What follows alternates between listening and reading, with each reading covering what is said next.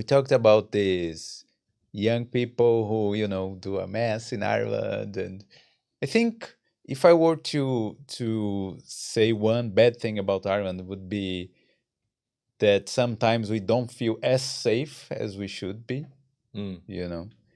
And how was it growing up when you were young, like younger, right?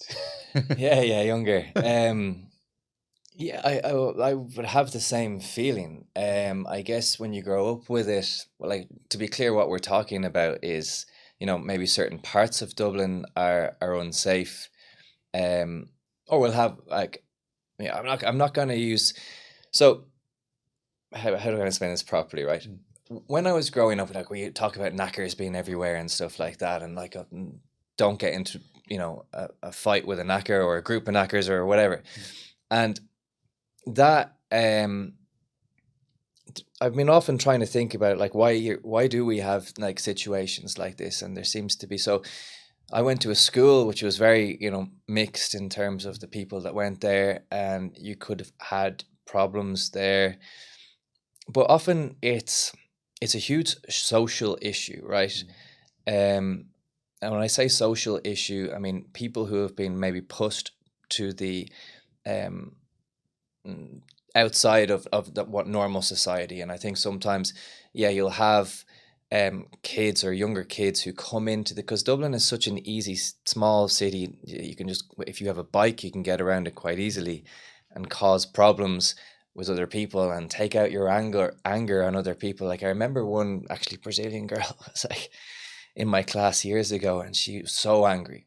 Mm. Unfortunately, I started laughing, this is terrible. But she was like, in Brazil we have proper problems, like, real crime, like being murdered, and it's like, but they're punished, and I was like, yeah, of course, that's how it is.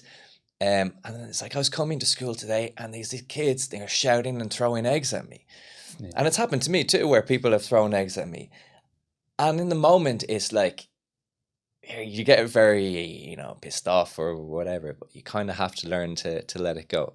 So I guess to really answer your question, um it's frustrating. In my personal experience, yes, it's frustrating. I hate that people who come to this country have had to adapt to that. I think your community particularly has adapted really well to it, um but I think we need to actually start trying to solve this problem, you know? And first of all, what I don't like, is what I've actually just done was I've said a name and I've identified that group as people as a them. And I think there probably is, that is one of the problems, you know? We need society to be more welcoming. We need way more social services for people. But so this has been not a problem, but this has happened uh, since what, 20 years ago, 30 years ago. Like this is a constant thing that's happening.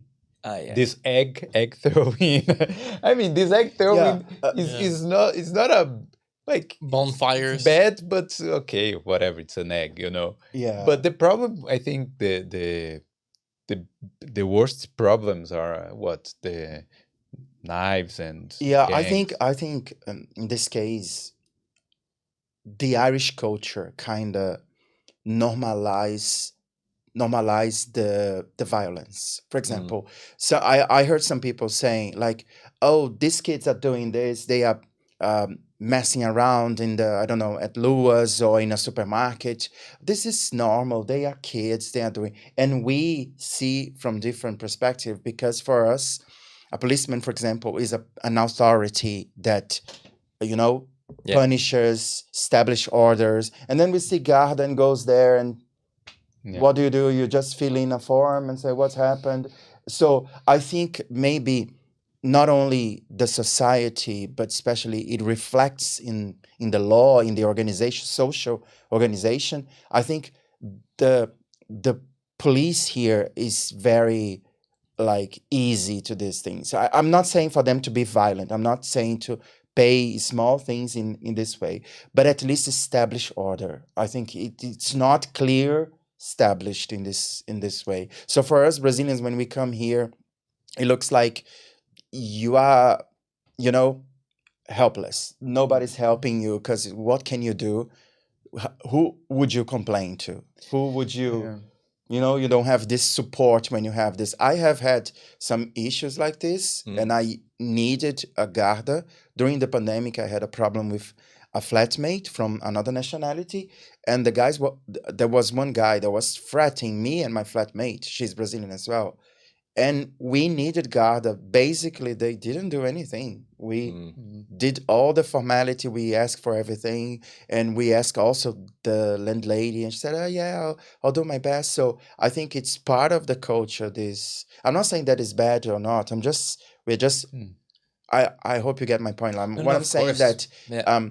the way you Irish see violence or see things in this like field society, I would say, is different from what we see. From what we see, say, wait, nobody's gonna do anything. Where's the Yeah. order here? So I No, think sorry. No, the thing is, it's because like obviously we come from a very violent country. yeah, Probably one of the probably one most. of the most violent in the world, Yeah. if not the most. Yeah. And but what I see that in Brazil, the violence has a reason, has a name, has a Yeah. motive. You know, there's like a ground. So Yeah. the guy wants to rob you. Yeah, he goes there. Of course, he would have other opportunities. Whatever, you know. I'm Yeah. not discussing that, but there is like a reason. You know, he goes Yeah, there. or even related to social. For example, Yeah. somebody is stealing you because the person he really doesn't have anything and wants to steal. But here, sometimes they steal bikes Just for fun. just for fun, just for to fun. break somebody's bike. So so. I think there's two sides to kind of what we're talking about. First of all, yeah, I guess what you're saying is in Brazil there's crime because it's from desperation. It's like I literally have nothing to eat or Not always. Not Not always. Of course, Not not always. always. I mean, there's there's always always a exceptions. system involved. But here, a lot of the time, I mean, sometimes it comes from desperation too. But a lot of the time, when you talk about kids who are stealing bikes for the sake of stealing bikes, it is out of anger and frustration and unstable homes. Like you saw during the pandemic here, that there was a lot of fights breaking out on the streets, and there was kids going into town, you know, starting fights with people, and you know, we were forced to be at home during that time. And those kids are probably getting, I mean, I'm making assumptions, but who knows what type of situation they're facing at home. And I'm not making excuses for them, okay? Because I'm the first one to have a problem with that. But I'm also saying, and I think we need, this is a problem, but I don't want the problem to be them so much. I want us to find a solution to how we can find better facilities, better social services for people who need them, because I know people who work with kids in coming from disadvantaged homes and area. They're hanging around football pitches at night, and you go out and approach them, offer them the opportunity to, let's say, be creative. Like, you talk to them first of all and say, listen, would you be interested in coming to a community center one of the days? Obviously you approach this conversation in a very specific way. You don't just go, hey guys. Yeah, hey, come here. Yeah. But you know, a lot of the art that they produce, and then you start to see this person open up because they've never had someone giving them this positive reinforcement. Maybe they went into school on day one and the teacher maybe identified them as this type of person before they even opened their mouth. Yeah. You know, so there is this issue on that with the guards. Unfortunately, I think Dublin and Ireland is changing, and it's becoming, I used to love the fact that the way the Gardaí weren't they armed. I mean, obviously they have armed response units and stuff like that, but the guards on the street, the police on the street, they don't have weapons. I think it's actually coming to the point where they need protection. Honest to God, I don't know if you've seen the news recently, but you know, they've been attacked. Protection and I'd say be respected as an authority, like as the law, I'd say. Yeah, But they're not. So this this is something that also needs to be changed. I'll tell a story about how, and maybe I shouldn't say the story because I know quite a few people watch this. So, but anyway, whatever. I think that having been abroad, I mean, I lived in Australia for a while, lived in the US for a little bit, and sometimes, and Spain, sometimes if you're a little bit, let's say, had a few drinks and not causing any problems, but, you know, let's say just singing on the street or whatever, you can get into a lot of trouble in those kind of, like, if the police stop you, like, all of a sudden your arms are behind your back and you're in handcuffs. And for an Irish person, that's like, whoa, what the hell is happening? You know, this is bad, yeah. And like, as an Irish person, I'll be like, no, it's fine. You know, I'm going home. And they'll be like, I'll tell you when it's fine. You're like, whoa, you're angry. I've always appreciated how the guards deal with that sort of stuff. When I was younger, I went to Galway for Halloween. I'm not proud of this, but it was silly stuff. I was walking home from the nightclub. Somebody threw a pumpkin out the window. It smashed everywhere, right? So myself and my friend thought, like, harmless. The window's open. Let's try and throw the little pieces of pumpkin back in the window. You know, not trying, obviously, we're not breaking windows or anything like that. But I had quite a few drinks, and the next thing I noticed was, out of nowhere, like, a guard's face was in my face. And he just said the perfect thing, like, with the perfect intonation and everything. He just goes, "How old are you?" And I was like, "Oh." He's like, "Go home." He's like, "Yeah, you're right." That's true. No, that's a good one. But anyway, what a dance topic we are discussing. We should discuss English instead. Not violence. But it's definitely, sure. And it reminded me of a conversation I was having actually with my flatmate, because I was in a shop buying some stuff, and there was a homeless guy who was trying to steal some laundry detergent. He had like a Jones bag he was putting there, and then the guy that was like working the cashier, he saw, and he went there with the security. I was like, "Put it back there. That's not yours." I was like, "No, it's mine. No, we saw. You came here with an empty bag and all that stuff. Put it back there. Put it back there." They didn't call the guarda. So they had like some discussion about that. And the guy was like, he swore that was his.